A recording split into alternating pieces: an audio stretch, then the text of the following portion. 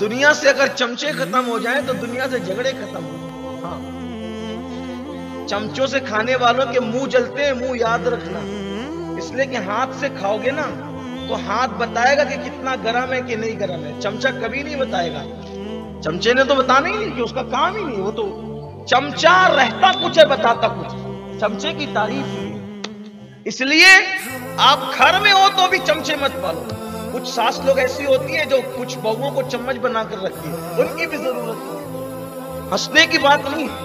کچھ لیڈران ایسے ہوتے ہیں جو لوگوں کو چمچے بنا کے رکھتے ہیں، کچھ اہل علم ایسے ہوتے ہیں جو کچھ لوگوں کو چمچے بنا کے رکھتے ہیں، ان کی ضرورت نہیں ہے، سماج کو ضرورت ہے۔ چمچہ کبھی نہیں بتائے گا کہ کھانا گرم ہے، آپ منہ میں ڈالیں گے تو آپ کا منہ جل ہی جانا ہے، ہاتھ بتائے گا۔ اب ہاتھ کیوں بتائے گا؟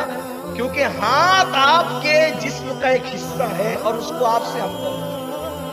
چمچے کو آپ سے کیا ہمدردی ہے؟ نہ وہ آپ کے جسم کا حصہ ہے، نہ وہ آپ کے وجود کا حصہ ہے، وہ تو بنا کسی اور فیکٹری میں، آپ بنے کہیں اور ہے۔ بہرحال اب میں چمچے پر ہی بات کروں تو پھر کچھ چمچوں کو بھی برا لگے گا نا، تو چھوڑ دیجیے، بات طویل نہ ہو۔ تو بادشاہ کے کسی چمچے نے کہا، بادشاہ دور ہے، وہ کچھ نہیں کرے گا، لیکن اس کا جو رب ہے وہ بہت طاقت والا ہے، یہ مت بھولنا کبھی۔ ظلم کرنے والوں کو یہ کبھی مت نہیں بھولنا چاہیے کہ انسان کمزور ہے مگر اس کا رب، اس کا خدا بہت طاقت والا ہے، وہ بہت قوت والا ہے، وہ بہت غیرت والا ہے۔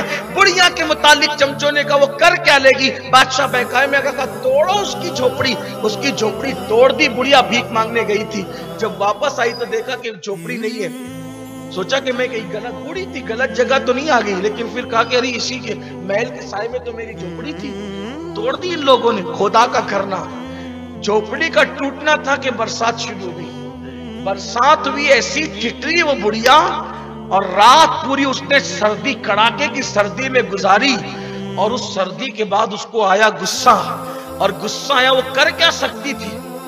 دل سے فریاد نکلی، آسمان کی طرف نگاہ اٹھی، مولا میں یہاں سے گئی تھی، تو کہاں تھا؟ اس کے مظلوم کے، اللہ کے رسول علیہ السلام فرماتے ہیں مظلوم کی دعا اور اللہ رب العزت کے اجابت میں کوئی پردہ نہیں ہوتا۔ ادھر مظلوم کے منہ سے دعا اور بد دعا نکلتی ہے اور ادھر اجابت الہی سے ٹکرا جاتی ہے۔ اللہ اکبر، کیا ہوا؟ کیا ہوا؟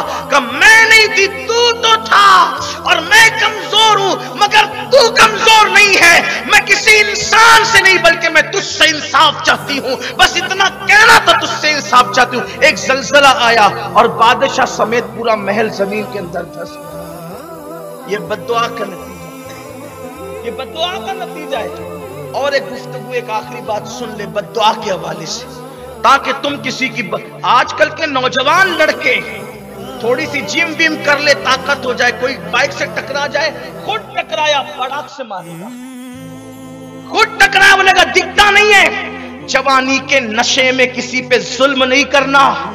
تماچا مارنے والا تماچے مار کر کے بھول جاتا ہے، تماچا کھانے والا مظلوم کبھی نہیں بھولتا۔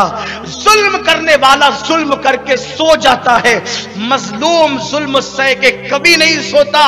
اس کے دل کی بد دعائیں، اس کے دل کی سانسیں بد دعا بن کے نکلتی ہے۔